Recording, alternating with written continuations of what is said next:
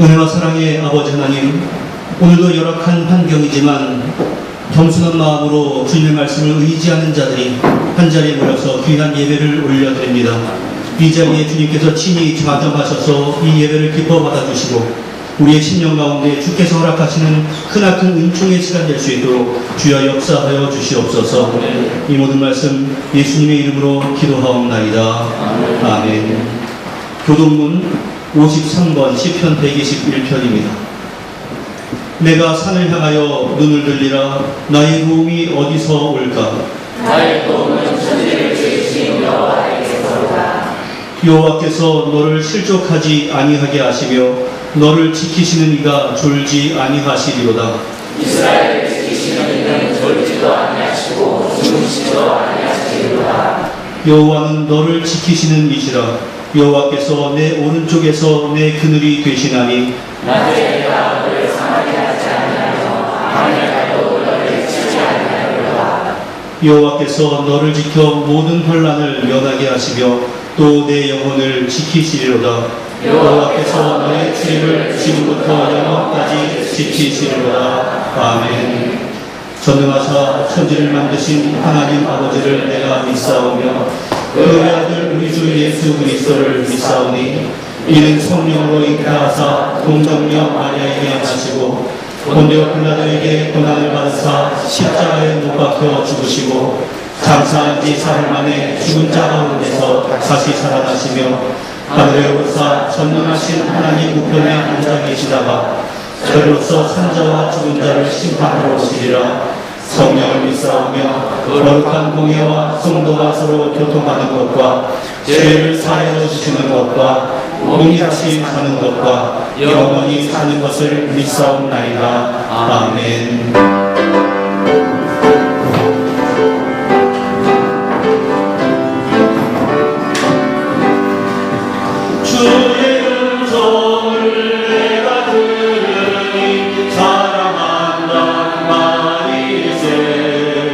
믿는 마음으로 주께 나오니 나를 영접하소서. 내가 매일 십자가 앞에 더 가까이 가오니 구세주의 흘린 보혈 피로써 나를 정죄하소서. 주여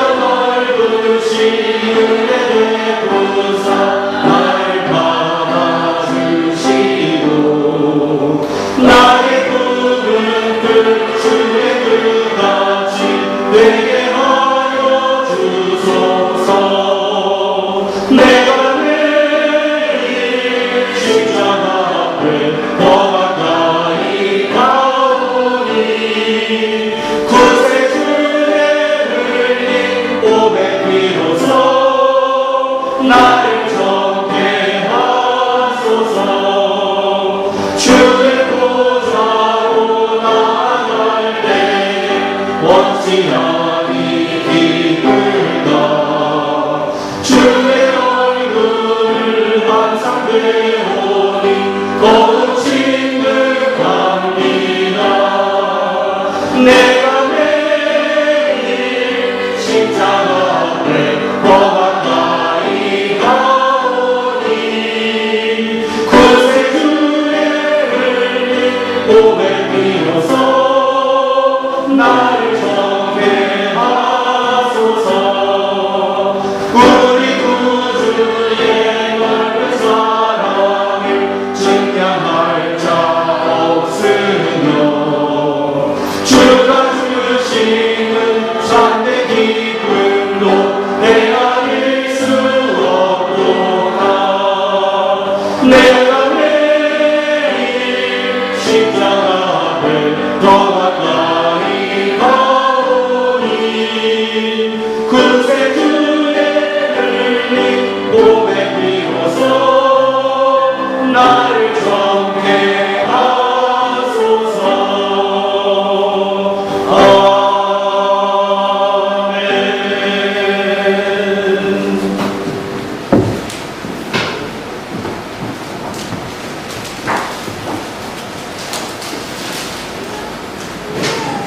참으로 고마우시고 감사하신 하나님 아버지, 우리를 부하처럼 버려두지 않으시며 풍파 속에서 저희를 눈동자같이 지켜주시고 오늘 구별된 날에 주님 전에 나와 예배드릴 수 있도록 모든 여건을 허락하신 주님께 감사를 드립니다.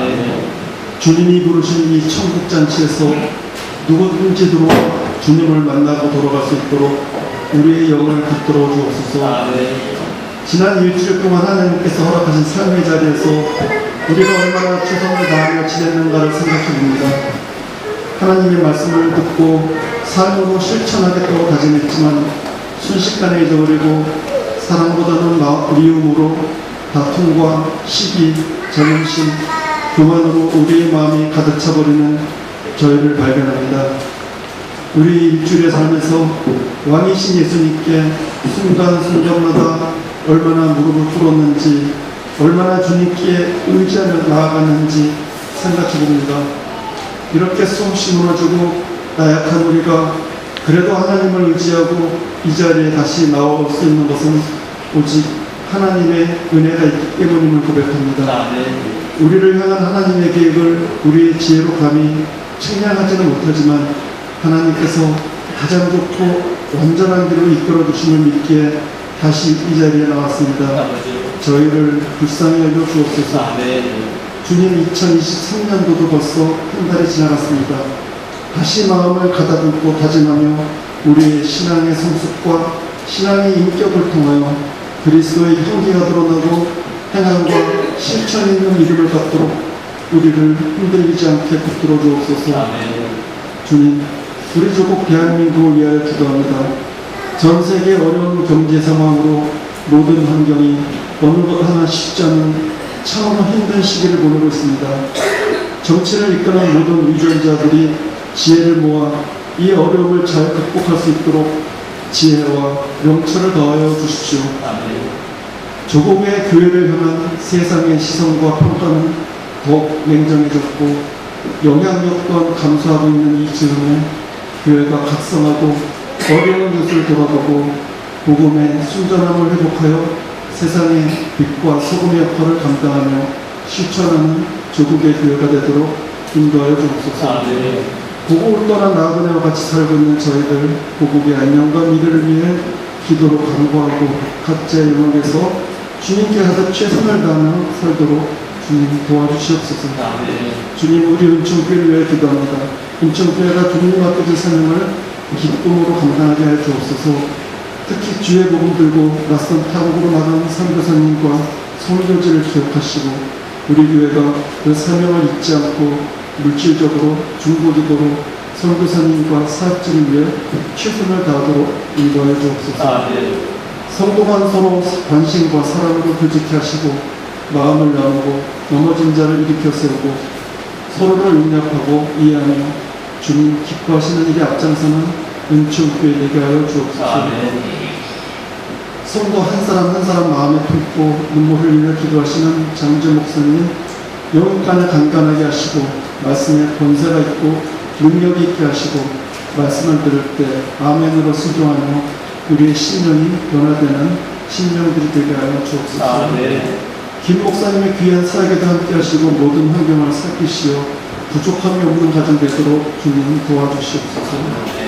우리에게 맛있는 점심을 준비하는 모든 여전도 회원들에게 그 수고가 땅에 떨어지지 않고 하늘에 생각되어 주님이 그들의 노력을 칭찬해 주시고 음식을 먹는 모든 성도들에게 입이 즐겁고 육신이 풍요로운 은혜가 있게 하여 주옵소서. 태면 찬양대와 시온 성가대의 찬양을 흥명하여 주시고 주님의 성품과 사랑이 교회 안에 온전히 이루어지기를 소원하오며 우리를 죽기까지 사랑하시는 예수 그리스도의 이름으로 감사기도 드립니다.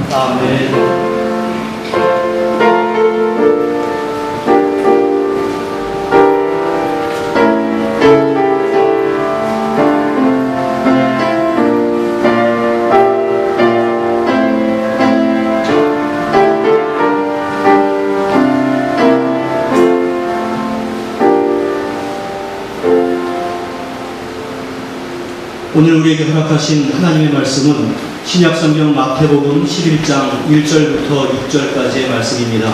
마태복음 11장 1절부터 6절까지 신약성경 제17면에 있습니다. 1절부터 6절까지 우리가 교독하겠습니다. 예수께서 12제자에게 명하기를 마치시고 이에 그들의 여러 동네에서 가르치시며 전도하시려고 거기를 떠나 가시니라. 요한이 오께서 그리스도께서 하신 일을 듣고 제자들을 보내어 예수께 여짜오되 오실 그이가 당신이오니이까 우리가 다른 이를 기다리오리이까.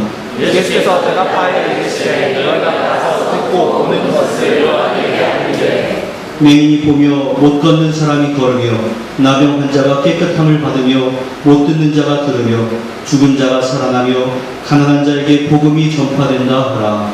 누구든지 나로 말미암아 실족하지 아니하는 자는 복이 있도다 하시니라. 아멘. 예, 오늘 우리 은총교회 최고 듀오인데요. 김주은 집사님하고 우리 박하엘 어린이가 함께 찬양을 하겠습니다.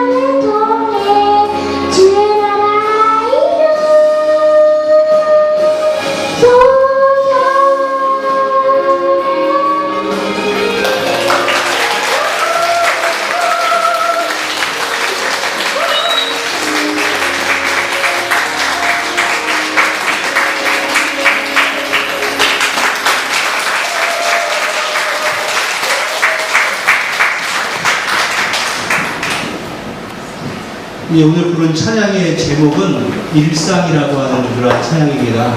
그래서 우리가 엄청나게 무슨 특별한 일을 해야 하나님의 일을 감당하는 것이 아니라 바로 우리가 일상 가운데서 하나님의 일을 감당할 수 있다라고 하는 그러한 것이고, 때로는 우리 인생 가운데 방해가 있다 할지라도 믿음과 소망을 가지고 주님을 향해 나아갈 때 우리가 그 가운데서 주께서 허락하시는 참된 은총과 평안을 얻을 수 있을 줄로 믿습니다.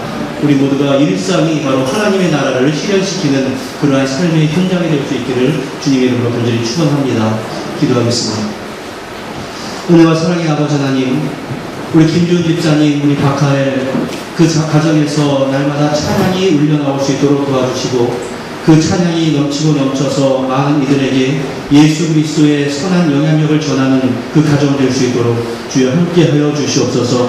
사랑의 아버지 하나님, 우리가 예수를 믿는다라고 하는 것이 또 하나님의 나라가 펼쳐지는 것이 특별한 것이 아니라 나의 가정이요, 나의 직장이요, 나의 학교요, 일상임을 믿게 하시고, 그 가운데서 주님을 향해 최선을 다해 헌신하며 나아가는 가운데 우리의 신명 가운데 주께서 허락하시는 귀한 은총을 누릴 수 있도록 주여 역사하여 주시옵소서. 오늘 말씀 가운데 함께 하시고 전하는 자 듣는 자가 함께 은혜 누릴 수 있도록 역사하여 주시옵소서. 예수님의 이름으로 기도하옵나이다. 아멘. 우리가 지난주일까지 살펴봤던 마태복음 10장에서는 예수님께서 제자들에게 권능을 주시고 복음 전파를 위해서 파송을 하셨던 내용과 그 제자들이 복음을 전하면서 당하게 될 여러 상황들에 대해서 말씀을 해 주신 바가 있습니다. 그 핵심은 무엇이었습니까?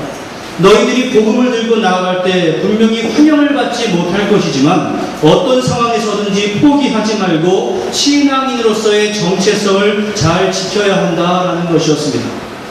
그리고 어떤 상황에서든지 예수 그리스도를 시인하는 바로 그런 사람을 시인해 주겠다라고 하는 그러한 약속의 말씀도 주셨습니다. 그리고 그 이야기에 이어지는 오늘 본문 마태복음 11장 1절에서는 예수께서 12명의 제자들에게 명하기를 마치시고 예수님 또한 복음 전파를 위해서 그곳을 떠나신 것으로 이제 한 단락을 마감 짓고 있습니다. 그리고 이제 주제가 완전히 바뀌어서 마태는 세례 요한의 이야기를 전하고 있습니다. 우리가 세례 요한 하면 어떤 생각이 드십니까? 예수님보다 앞서서 많은 사람들에게 회개하라 천국이 가까웠느니라 이 이야기를 외쳤고, 또 예수님께서 메시아다라고 하는 것을 알아보고는 사람들 앞에서 보라 세상 죄를 지고 가는 하나님의 어린 양이시다라고 예수님을 소개했으며, 심지어 예수님에게 직접 세례를 베풀었던 위대한 사람으로 알고 있습니다. 그런데 오늘 본문에서는 절망의 현실 앞에서 낭망하고 심지어 예수님이 진짜 메시아다라고 하는 회의를 갖고 있는 세례 요한이 소개가 되고 있습니다. 지금 세례 요한은 옥에 갇혀 있습니다. 세례 요한은 당시의 왕이었던 헤롯이 그의 동생 빌립의 아내인 헤로디아를 아내로 삼은 것을 책망했는데, 그것에 대해서 왕이 분노해서 세례 요한을 옥에 가두었습니다. 유대 역사가 요세푸스에 의하면 이때 헤롯 왕은 세례 요한을 사방이 절벽으로 둘러싸여 있는 천연의 요새인 사해 동쪽의 마카이루스 성에 감금해 두었다라고 기록을 하고 있습니다. 그 감옥에 갇혀있는 세례 요한은 예수님께서 하고 계신 일들을 듣습니다. 어떤 일에 대해서 들었는가 자세하게 설명이 되어 있지는 않지만 예수님께서 행하시는 그 모든 일들이 자신의 기대와는 맞지 않았던 것 같습니다. 그래서 자신이 직접 예수님께는 가지 못하는 형편이기 때문에 자신들의 제자들을 예수님에게 보냅니다. 세례 요한이 제자들을 예수님께 보낸 이유가 무엇이었는가? 학자들에 대해서 몇 가지 견해들이 있는데, 그 첫 번째는 그 예수가 진정 메시아가 맞는가라고 하는 회의감이 들었기 때문에 그것을 확인하기 위해서 제자들을 보냈다라고 하는 것이 첫 번째 학설이고, 두 번째 학설은 세례 요한은 스스로는 예수님에 대해서 전혀 회의감이 없었지만 흔들리고 있는 자기의 제자들에게 확신을 주기 위해서 너희들 예수님 만나고 와봐. 믿음이 흔들리지 않을 거야. 이러한 이유로 제자들을 보냈다라고 하는 것이 두 번째 학설이고, 세 번째는 내 마음 가운데 믿음이 흔들린 것은 아니지만 더욱더 믿음을 강하게 하기 위해서 그 제자들을 보냈다. 이런 학설들이 있습니다. 그 가운데 여러 주장 가운데 첫 번째가 가장 많은 지지를 받고 있습니다. 무엇입니까? 세례 요한의 마음 가운데 저 예수가 메시아가 아닌 것 같다라고 하는 그러한 회의감이 들었다라는 사실입니다. 세례 요한은 제자들을 보내서 예수님에게 질문을 하라고 했습니다. 그 질문의 내용이 무엇입니까? 오실 그이가 당신입니까? 아니면 우리가 다른 분을 기다려야 합니까? 이것이었습니다. 쉽게 말해서 우리가 그토록 오랫동안 기다려왔고 구약 성경에서 그토록 예언되어 있었던 그 메시아가 당신입니까? 아니면 우리가 다른 분을 기다려야 합니까? 라고 하는 질문으로서 당신이 우리가 그토록 기다렸던 메시아가 맞습니까? 라고 하는 질문이었습니다. 여러분, 다른 사람이면 몰라도 어떻게 그 위대한 신앙인 세례 요한이 예수님에게 어떻게 이러한 질문을 할 수 있겠습니까? 바로 이러한 상황은 정말로 믿어지지가 않는 상황입니다. 그러나 세례 요한은 위대한 분이야. 세례 요한이 어떤 분이신 줄 알아? 정말로 예수님을 앞서서 선지자의 역할을 했던 분이야. 이러한 오늘날의 기준으로 보는 것이 아니라 당시 세례 요한의 처지에서 생각을 해보면 충분히 이러한 상황이 이해가 됩니다. 아까 살펴본 2절의 말씀에 의하면 세례 요한이 제자들을 예수님에게 보낸 이유는 그리스도께서 하신 일을 듣고였습니다. 세례 요한이 감옥에서 예수님께서 이러한 일을 한다더라, 그 예수께서 저러한 일을 한다더라, 이러한 소식을 들었을 때 그 예수께서 행하시는 모든 일들이 자기가 기대하고 있었던 메시아의 모습이 아니었습니다. 또 그렇게 생각을 해보니까 저 예수가 진짜 메시아가 맞나? 혹시 내가 오해하고 있는 것은 아닌가? 이러한 생각이 든 겁니다. 세례 요한이 어떠한 메시아를 기대하고 있었는가? 이것은 마태복음 3장 11절과 12절에 기록이 되어 있는데 우리 한번 11절과 12절의 말씀을 같이 읽어보겠습니다.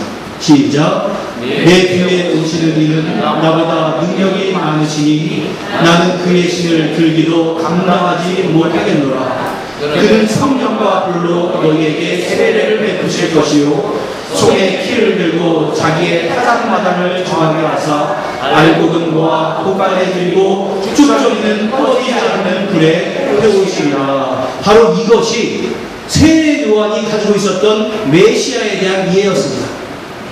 앞으로 메시아가 이 땅에 오시면 알곡을 모아서 볶아내 드리고 쭉정이는 꺼지지 않는 불에 태울 것이다. 다시 말해서 세례 요한은 메시아의 사역의 주제는 다른 것이 아니라 심판이다 라고 생각을 했습니다. 그래서 그분이 이 땅에 오시기만 하면 알곡은 모아서 볶아내 드리고 쭉정이는 가차없이 꺼지지 않는 불에 태워버리는 심판을 할 것이다 라고 하는 기대가 있었습니다. 그래서 세례 요한은 불의의 세계를 벌하고 정의의 나라를 회복할 만한 그 정의의 사자로서 메시아가 행하는 일이 있을 것이다 라는 그러한 기대를 했습니다. 그런데 자기는 이 천지가 개벽할 만한 놀라운 일이 있을 것이다 라고 하는 그러한 기대를 했는데 감옥에 갇혀있는 그에게 들려오는 예수님의 일은 자기가 기대하고 생각했던 것과는 거리가 멀었습니다. 예수님께서는 심판의 사역보다는 사랑의 사역을 행하고 있었다라는 것입니다. 세례 요한은 이 땅에서 예수님이 오셔서 개혁을 하고 악한 자를 심판할 것을 기대했는데 정작 주님께서 오셔서 행하신 일은 병 고치는 일들과 사람들을 회복시키는 그러한 일이었습니다. 또한 사람들을 많이 모아야 혁명이라고 할 것이고 개혁이라고 할 것인데 그가 계속 행하는 일 가운데서 그저 12명의 제자를 모은 것, 그것이 전부였습니다. 그리고 그 전 제자들도 행하는 일이 무엇이었습니까? 그저 세상에 나가서 예수 그리스도의 복음을 전하는 것, 이것뿐이었습니다. 바로 자기의 기대와 예수님의 현실의 모습 가운데서 세례 요한의 믿음이 근본적으로 흔들렸던 것이었습니다. 게다가 보십시오. 지금 세례 요한 자신의 처지가 얼마나 처량합니까? 자신의 기준에 따르자면 메시아는 악한 세력을 심판해서, 다시 말해서 이 로마를 변화시키셔서 정의를 위해서 감옥에 갇혀있는 자신을 해방시켜 주어야 마땅했습니다. 그러나 아무리 기다리고 또 기다려도 그러한 기미가 보이지가 않습니다. 메시아가 이 땅에 왔는데 왜 세상은 달라지지 않는 것일까? 메시아가 이 땅에 오셨는데 왜 내 처지는 아무런 변화가 없는 것일까? 메시아가 왔으면 악인이 심판받고 나는 감옥에서 나가야 마땅하지 않겠는가? 그것이 바로 세례 요한이 가지고 있었던 혼란이었습니다. 그리고 그러한 혼란의 시각으로 예수를 바라봤더니, 그 예수가 메시아가 아닐 수도 있겠구나라는 생각으로 이어진 겁니다. 그래서 제자들을 예수님께 보내서 당신이 진정으로 우리가 기다리고 또 기다려왔던 메시아입니까? 아니면 우리가 다른 메시아를 기다려야 하는 것입니까? 라고 물어본 겁니다. 여러분, 예수님 당시에 사람들은 메시아라고 하는 동일한 단어를 사용하지만 각자 가지고 있는 메시아의 개념은 다 달랐습니다. 로마의 압제에 고난당하는 사람들은 그 메시아를 정치적인 메시아로 생각해서 그 메시아가 이 땅에 오시기만 하면 저 로마를 몰아내고 유대인들만의 나라를 세울 것이다, 이것을 기대했습니다.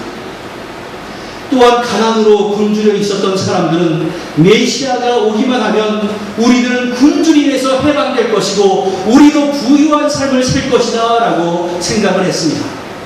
그래서 오병이어의 기적 이후에 많은 사람들이 예수님을 향해서 우리의 왕이 되어 주십시오 라고 호소했던 것 아니겠습니까? 그런데 여러분들, 2000년 전에 예수님을 만났던 그 사람들만 그런 오해를 가졌던 것 같습니까? 그렇지 않습니다. 우리도 각자 생각 속에 하나님이라는 단어를 사용하고 있지만 각각의 하나님이 다 다릅니다. 우리 형상이가 생각하고 있는 하나님이 다르고, 우리 김규호 집사님이 생각하는 하나님이 다르고, 저 뒤에 있는 김희경 집사님이 생각하는 하나님이 다를 수 있습니다. 바로 자신이 만들어 놓은 그 하나님, 그리고 내가 기대하고 있는 예수님, 그 상이 다를 수 있다라고 하는 것입니다. 여러분, 혹시나 우리도 예수를 믿으면서 세례 요한과 같은 그러한 생각이 들 때는 혹시 없습니까? 하나님, 예수 믿지 않는 사람, 심지어 날마다 죄를 짓고 악을 행하고 사람들을 속이는 저 악한 사람들도 잘 먹고 잘 살고 있는데 왜 내 형편은 이 모양 이 꼴입니까? 예수님, 왜 나는 질병에서 치유도 되지 아니하고 이 어려움을 당하고 있습니까? 예수님, 내가 예수를 믿는다고 하는데 왜 나는 사업이 풀리지 아니하고 우리 집은 이렇게 가난이 끊이지 않습니까? 이처럼 예수를 믿음으로 말미암아 얻게 되는 그 은총을 자기가 겪고 있는 각각의 상황에 따라서 다르게 해석을 한다라고 하는 겁니다. 그래서 내가 예수를 믿으면 이런 면이 잘 될 거야. 내가 예수를 믿으면 가난에서 해방될 거야. 내가 예수를 믿으면 취업이 잘 될 거야. 내가 예수를 믿으면 질병에서 치유될 거야. 각각의 예수에 대한 그림을 그려놓고 그 디자인 가운데서 내가 예수님을 믿는다라고 하는 것입니다. 여러분, 하지만 오늘 본문의 주님께서 세례 요한이 기대했던 것과는 전혀 다른 예수님이었던 것처럼 우리가 예수님에 대해서 기대하는 것과 전혀 다른 상황이 우리의 삶 가운데 펼쳐질 수도 있다는 것을 우리는 생각을 해야 합니다. 그래서 세례 요한은 자신들의 제자들을 예수님에게 보내서 질문을 한 겁니다. 그런데 세례 요한의 질문을 들은 예수님은 너희가 가서 듣고 보는 것을 요한에게 알려라, 이렇게 말씀하신 이후에 어떤 답변을 주셨냐면은 5절의 말씀을 같이 읽겠습니다. 시작.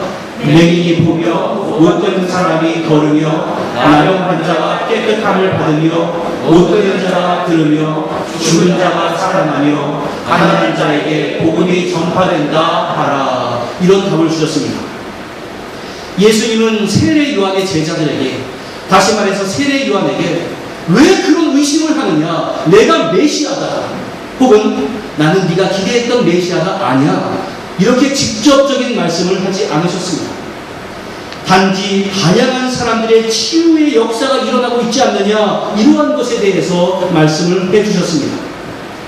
그런데 예수님의 이러한 답변을 들을 때 오늘 살아가는 우리와 같은 신자들은 우리 예수님께서 왜 엉뚱한 대답을 하시는가, 내가 메시아다, 아니다, 이렇게 말씀을 하셨으면 확실하게 모든 것이 클리어하게 될 것인데 왜 이렇게 혼란스럽게 엉뚱한 말씀을 하실까, 이렇게 생각을 할지도 모르겠습니다만, 구약 성경에 능통해 있었던 세례 요한의 제자들, 그리고 마태가 전한 이 마태복음을 읽고 있었던, 그리고 듣고 있었던 초대교회의 유대인들은 그 말씀이 의미하는 바가 무엇인가를 분명하게 알고 있었습니다. 왜냐하면 지금 예수님께서 하셨던 저 대답은 구약성경 이사야서를 인용한 것이구나 라는 것을 다 알 수 있었기 때문에 그렇습니다. 물론 예수님께서 이런 일이 벌어지고 있다, 저런 일이 벌어지고 있다, 이러한 일들은 세례 요한이 기다리고 있었던 것은 아니었습니다. 그러나 예수님께서는 요한의 제자들에게 대답하면서 쭉 열거하시는 이 6가지의 표적들은 이사야가 메시아에 대해서 예언을 하면서 앞으로 메시아가 오면 이런 일들이 벌어질 것이다 라고 이미 수천 년 전에 예언을 했던 내용들이었습니다. 따라서 예수님께서는 구약적으로 생각을 하고 있었던 사람들에게 너희들 앞으로 메시아가 오면 이런 일들이 벌어진다고 구약 성경에 예언이 되어 있지 않느냐, 지금 그 예언된 일들이 그대로 벌어지고 있지 않느냐, 그 예언을 알고 있으면 내가 메시아인 것을 알아야지 왜 너희가 생각하고 너희가 기대하고 있는 메시아의 모양을 가지고 왜 나를 함부로 판단하려고 하느냐라고 하는 그 말씀을 세례 요한의 제자들에게, 그리고 세례 요한에게 하고 있는 겁니다. 예수님께서는 당신의 메시아 사역을 설명하면서 다양한 육신의 회복과 함께 최종적으로 복음 전파가 절정에 있다라고 말씀을 해주셨습니다. 평생을 보지 못하던 사람이 보게 되고, 걷지 못하던 사람이 걷게 되고, 나병 환자가 치유함을 받고, 듣지 못하던 사람이 듣고, 죽은 자가 살아나는 것, 이것도 말할 수 없이 놀라운 은총이지만 가난한 자에게, 특별히 신령이 가난한 자에게 복음이 선포되는 것은 내가 이 땅에 온 최고의 목적이고 궁극적인 축복이다라고 하는 것을 그 당시 사람들에게 알려주셨던 것이고, 이 마태복음을 접하고 있던 초대교회 성도들에게 너희들은 그 여러 가지 사안보다는 복음에 집중하면서 살아가야 한다, 이것을 말씀해주고 있는 현장이었습니다. 여러분, 여기서 복음이라고 하는 것은 예수 그리스도께서 죄인들을 구하려고 세상에 오셨다는 기쁜 소식을 의미합니다.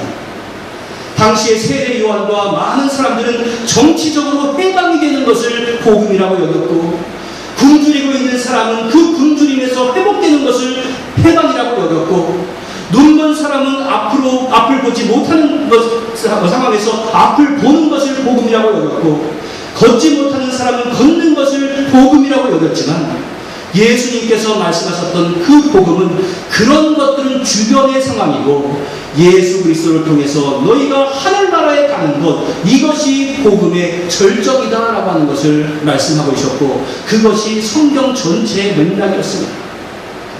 분명 이것은 세례 요한이 예수님을 향해서 기대했던 것은 아니었습니다. 요한이 볼 때 세상은 예전과 같이 악한 자들이 성공하는 것처럼 진행이 되어갈 것 같습니다. 심지어 오늘 사건이 있은 이후에 1년 후에 세례 요한은 목베임을 당해서 죽임을 당합니다. 당장에 사람들은 정의가 사라진 것 같고 의인들이 고통당하는 현실 때문에 괴로워하고 예수를 믿어도 아무런 힘이 없는 것 같아서 기운이 빠질 때도 있지만, 예수님께서는 아무 돌보지도 않고 소외되었던 사람들, 그리고 모든 사람들에게 버림받았던 그 사람들을 치유하시는 말미암아 이러한 역사를 보면서 너희들은 내가 메시아인 것을 확신하여라, 이것을 드러내셨고, 결국에는 복음을 통해서 우리 모든 성도들을 하나님 나라로 이끌어가는 그러한 구원의 은총을 한 사람 한 사람에게 허락해 주셨습니다. 바로 그러한 현실 속에서 세례 요한은 자신의 신앙을 새롭게 해야 할 필요가 있었습니다. 내 눈에 보이고 내 귀에 전부가 보입니다.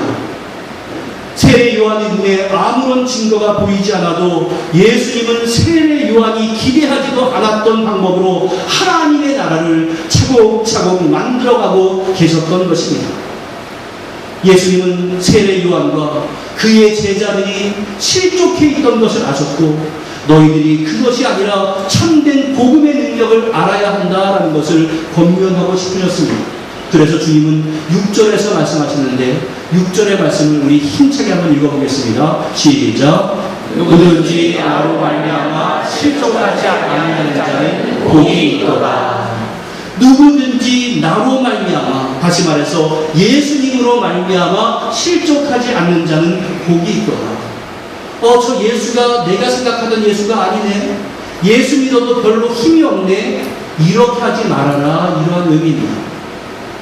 여기서 실족하다라고 하는 말의 원어적인 의미는 길을 가는 도중에 만나게 된 것에 부딪혀 넘어지다, 이러한 뜻이고, 또한 그것에 걸려서 비틀거리다, 이런 의미입니다. 다시 말해서 우리의 인생길을 살아가다가 어떤 장애물을 만나서 넘어지거나 그것 때문에 비틀거리는 것, 이것을 바로 우리는 실족이라고 합니다. 그런데 이미 말씀드린 바와 같이 세례 요한을 위시한 유대 사람들은 정치적이고 물질적인, 그리고 급격한 변화와 심판을 동반한 그 눈에 보이는 해방을 주는 메시아를 기다리고 있었습니다. 하지만 정작 오신 예수 그리스도는 참으로 비천한 모습으로 오셨으며 유대인들의 기대와는 전혀 다른 아주 약한 모습의 메시아 사역을 행하고 계셨던 겁니다. 하지만 여러분, 당시 유대 사람들이 가지고 있었던 그 기대가 비성경적인 것이지, 예수님은 성경에 예언되어 있었던 그대로의 일을 하셨을 따름이었습니다. 자신들의 왜곡된 어떤 기대가 다른 예수님의 사역 때문에 그들은 예수님을 거부했던 것이고, 세례 요한과 같은 인물조차도 예수님의 사역을 의심했던 겁니다. 그러한 시대적인 배경이 있었기 때문에 예수님께서는 이 점을 주의시키기 위해서 예수님 자신으로 인해서 실족하지 말아라, 이렇게 당부를 하시는 겁니다. 이 말씀은 오늘날에도 예수를 믿겠다 하면서 신앙의 길로 들어섰다가도 자기의 기대와 달라서 실족하고 예수님을 떠나가는 이들이 많이 있을 수 있다라는 의미입니다. 교회를 떠나가지는 않는다 할지라도 우리가 신앙생활하면서 실족하고 낙심하면서 신앙생활의 기쁨을 누리지 못하는 사람들이 많이 있을 수도 있다라는 그러한 말씀입니다. 그러한 것은 대개는 자기가 만들어 놓은 이 틀에 주님께서 다 들어맞지 않는 경우입니다. 주님을 믿기만 하면 건강할 줄 알았는데, 주님을 믿기만 하면 편안할 줄 알았는데, 주님을 따르기만 하면 항상 즐거울 줄 알았는데, 주님을 따르면 형통할 줄 알았는데 그렇지 않구나. 그런 상황이 우리의 마음을 주님으로부터 멀어지게 만듭니다. 하지만 여러분, 우리가 예수님과 성경에 맞춰 살아가야지 예수님을 나의 기준에 맞추시라, 이렇게 할 수는 없는 겁니다. 오늘 이 사건을 보면서 어떻게 세례 요한이 이런 일을 행했는가가 아니라 나 자신을 스스로 경계할 수 있어야 합니다. 예수님께서 세례 요한을 향해서 어떤 칭찬을 한 줄 아십니까? 11절을 한번 같이 읽어보도록 하겠습니다. 시작. 내가 진실로 너희에게 말하노니 여자 낳은 자 중에 세례 요한보다 큰 이가 일어남이 없도다. 바로 이것이 세례 요한을 향한 예수님의 평가였습니다. 지금까지 인류 역사 이래 태어난 인물 가운데 세례 요한보다 더 위대한 사람은 없었다라고 하는 칭찬이었습니다. 유대인들이 생각하기에 성경에 위대한 인물들이 많이 있었을 겁니다. 그런데 세례 요한이 가장 위대한 사람이었다라고 예수님이 평가해 주신 것은 정말로 파격적인 일이었습니다. 그러나 그런 세례 요한마저도 예수님에 대해서 회의하고 실족하기까지 했습니다. 그가 가진 기대와 감옥에 갇혀 있는 자신의 형편이 그러한 마음을 갖게 만들어 놓았던 것입니다. 여러분, 예수님이 그토록 위대하게 평가하셨던 세례 요한도 그랬는데 하물며 우리야 어떻겠습니까? 우리가 실족하지 아니하고 굳건하게 예수를 믿고 나간다는 것, 이것이야말로 정말로 기적 가운데 기적 아닐 줄 없습니다. 우리는 흔들리는 갈대와 같이 언제라도 실족할 가능성이 있는 사람들입니다. 때로는 교회에 와서 말씀을 듣는데 그 교리가 이해가 되지 않아서 실족할 수도 있습니다. 때로는 교회에 왔는데 목회자가 마음에 들지 않고 성도가 마음에 들지 않아서 실족할 수도 있습니다. 때로는 예수를 믿는다고 하는데 내가 처하고 있는 상황이 도무지 이해가 가지 않아서 실족할 수도 있습니다. 때로는 정의가 없는 세상을 보면서 하나님이 어떻게 세상을 이렇게 방치할 수 있습니까? 라고 실족할 수 있습니다. 우리가 실족할 수 있는 요소는 사방에 널려 있습니다. 따라서 우리는 내가 예수를 믿고 있다라고 하는 것이 기적이고 또한 그 기적을 가능하게 만들어준 것이 내 능력이 아니라 성령 하나님께서 그 모든 상황 가운데서 내 마음을 지켜주시기 때문에 가능하구나라는 그러한 마음을 가져야 합니다. 그래서 우리는 언제나 스스로를 경계하는 삶을 살아야 합니다. 왜냐하면 내 마음을 실족하게 하는 것들은 세상에 너무나 많이 있기 때문에 그렇습니다. 또 주변에 어떤 사람들을 보면서 어떤 이유로든지 실족해 있는 사람들을 본다면 함부로 그 사람을 판단하고 심판하고 정죄하지 말아야 합니다. 너 믿음이 있다면서 왜 그런 생각을 해? 너 믿음의 사람이 왜 그런 결정을 해? 하면서 함부로 말씀하지 말라는 겁니다.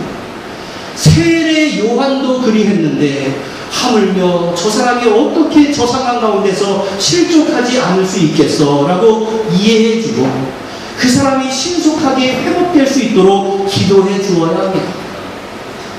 주님의 목적은 인간이 생각한 기대와는 다르다라고 하는 것을 우리는 생각해야 합니다. 주님이 이 땅에 오셔서 나의 구세주가 되신다라고 하는 것은 최종적으로 나를 구원으로 이끄시기 위해 이 땅 가운데 복음을 선포하시기 위함이었습니다.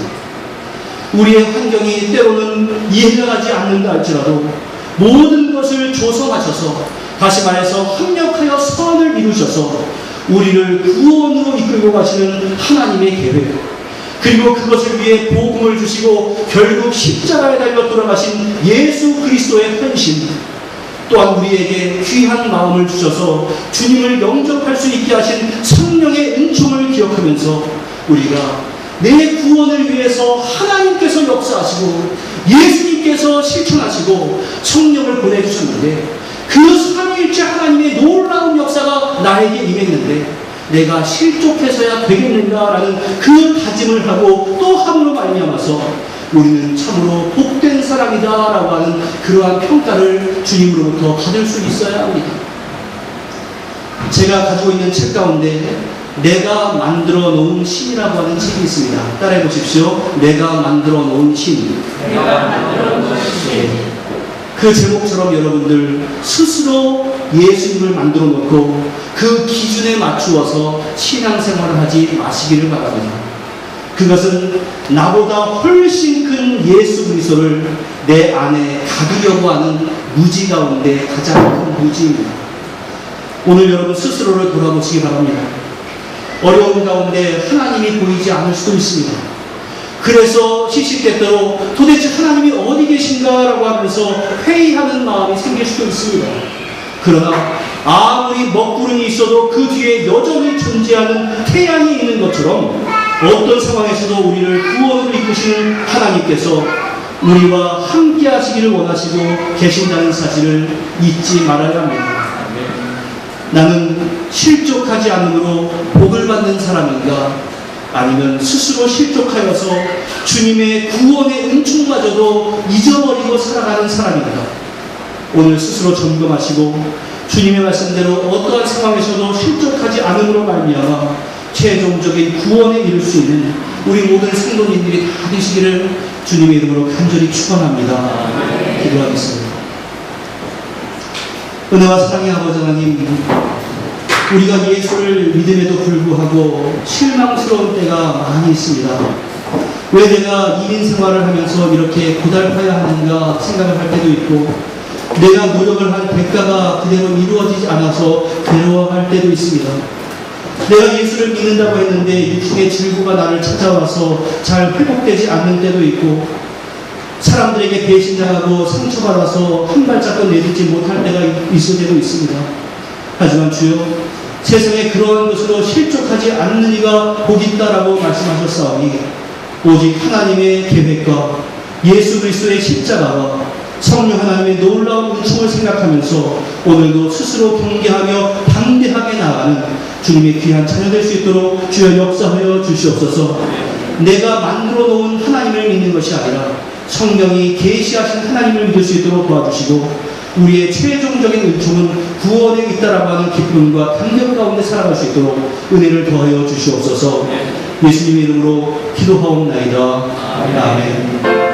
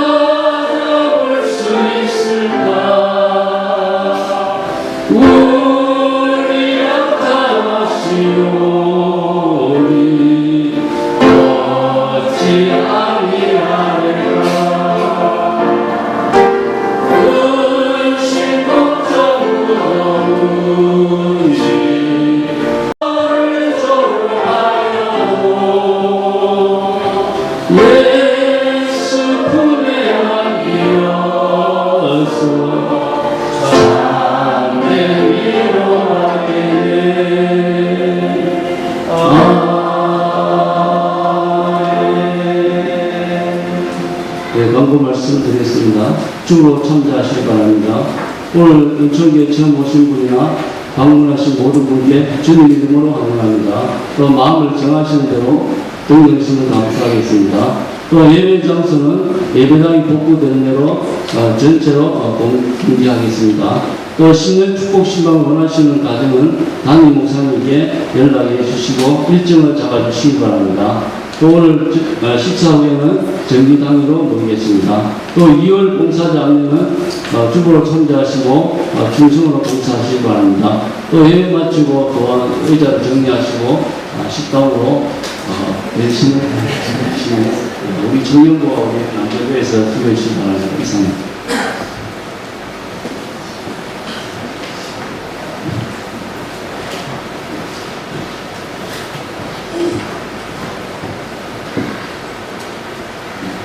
네, 오클랜드에 수회가 있었는데 제가 연락을 받기로는 우리 교회에서는 우리 김장성 집사님의 로얄오게에 가게하고 집이 좀 침수를 당했다고 합니다. 그래서 다행히 보험은 들어있다고 하는데 그 가운데 너무 큰 절차상 어려움 당하지 않도록 여러분들께서 많이 기도해 주시고 또 격려해 주시고 좀 해주시면 감사하겠고요. 우리 박희진 집사님네도 그 아래층 게라지가 침수가 돼가지고 좀 고생을 했다고 하는데요. 여러분들께서 아이고 수고했다라고 좀 격려해 주시면 감사하겠습니다. 그리고 이번 주 생일자가 있는데 오늘이 우리 윤봉건 장로님 생일이시고요. 우리 박정화 집사님이 오늘이 생일입니다. 축하합니다. 김지수 청년이 2월 7일이 생일인데 지금 한국가에 있는데 이 동영상 볼지 모르겠으면 축하합니다.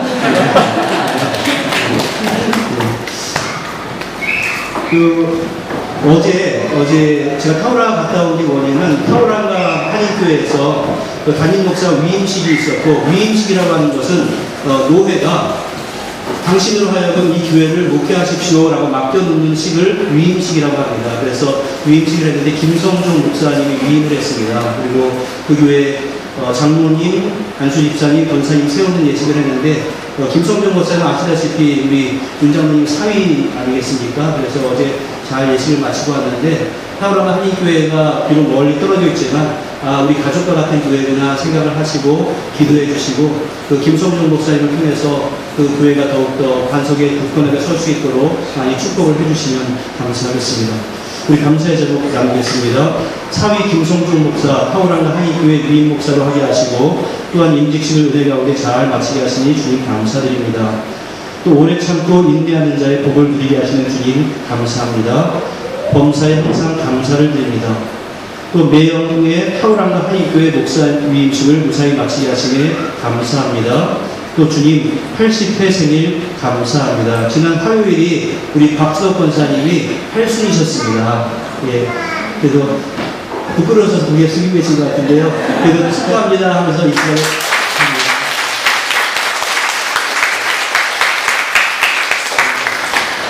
제가 신방 가서 갈렙은 85세 때도 이상을 나에게 달라고 했으니까 권사님 앞으로 적어도 5년은 힘들다 하지 마시고 또 100년 요즘 사는 세대라고 했으니까 계속 건강하게 기도 많이 해주시고 축복해달라고 그런 강조를 했습니다. 여러분들께서도 80년 동안 그 여정을 살아오신 분들 축하해 주시고요. 또 함께 여러분들도 많은 복을 누릴 수 있었으면 좋겠습니다. 우리 함께 기도하겠습니다. 은혜와 사랑의 아버지 하나님, 주님의 은총과 사랑 가운데 오늘 우리가 예배를 드립니다. 우리가 다른 환경 가운데서 예배를 드리지만 이 상황 가운데서도 예배를 드릴 수 있도록 허락하시니 참으로 감사를 드립니다.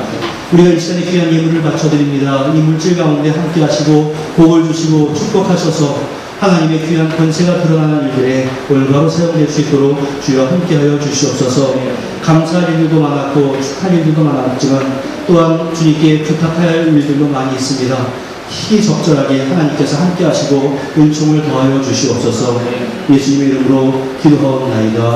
아멘. 다같이 잘 일어나셔서 주변 분과 인사 나누시고 반갑습니다. 안녕하셨습니까? 예, 안녕하셨습니까? 예, 됐습니다. 우리 함께 주님 앞에 참여하겠습니다. 믿음이 필요해.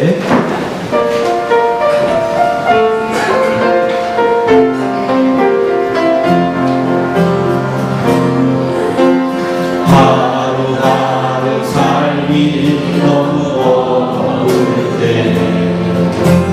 반복되는 좌절 속에 실망할 때 내 생각과는 다른 길이 열릴 때 우리에게 믿음이 필요해.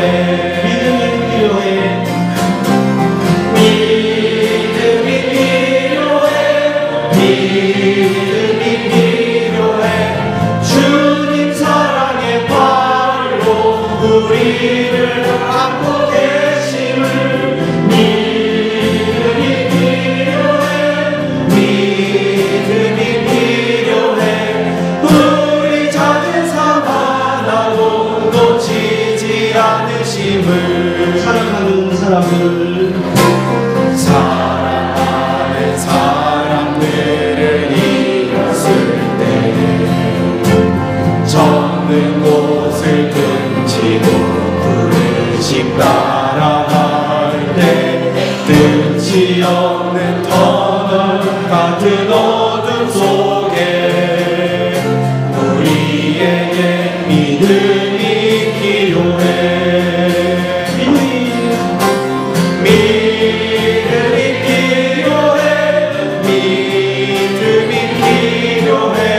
주님 사랑의 팔로 우리를 안고 계심을 믿음이 필요해. 믿음이 필요해. 우리 작은 삶 하나도 놓치지 않으심을 위해 믿음이 이기네. 믿음이 이기네. 주 예수를 믿음이 온 세상이 이기네. 믿음이 이기네. 믿음이 이기네. 주 예수를 믿음이 온 세상이 이기네. 함께 영광의 박수 청해 주시기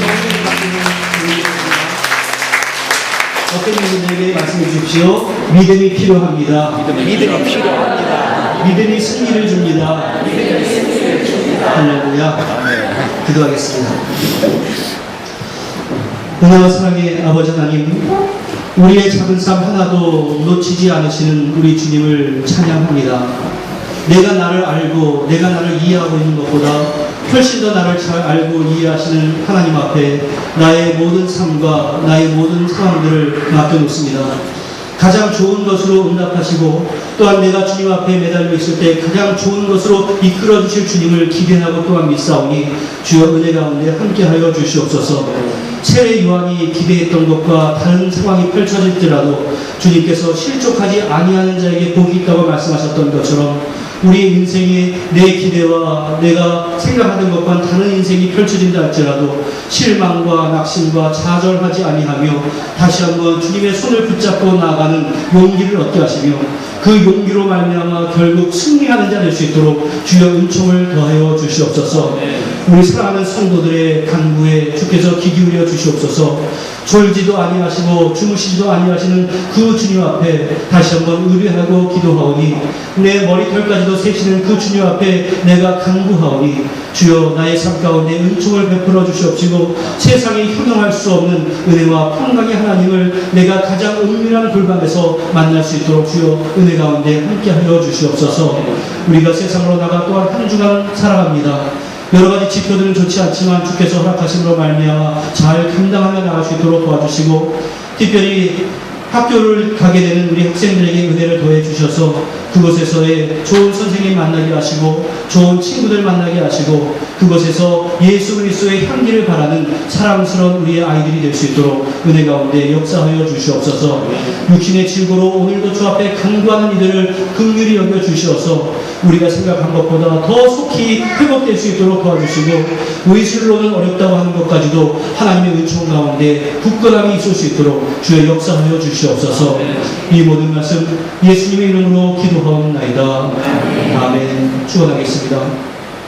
이제는 우리 주 예수 그리스도의 무한하신 은혜와 성부 하나님의 극진하신 사랑하심과 성령님의 교통하심이 어떤 상황 가운데서도 좌절하지 아니하고 실족하지 아니하고 다시 한번 주님의 손잡기로 다짐하는 주님의 귀한 백성들 위해 가족과 권속들 위해 사랑하는 조국 대한민국과 이 땅 뉴질랜드 위해 이제로부터 영원토록 함께 있을지어다. 아멘.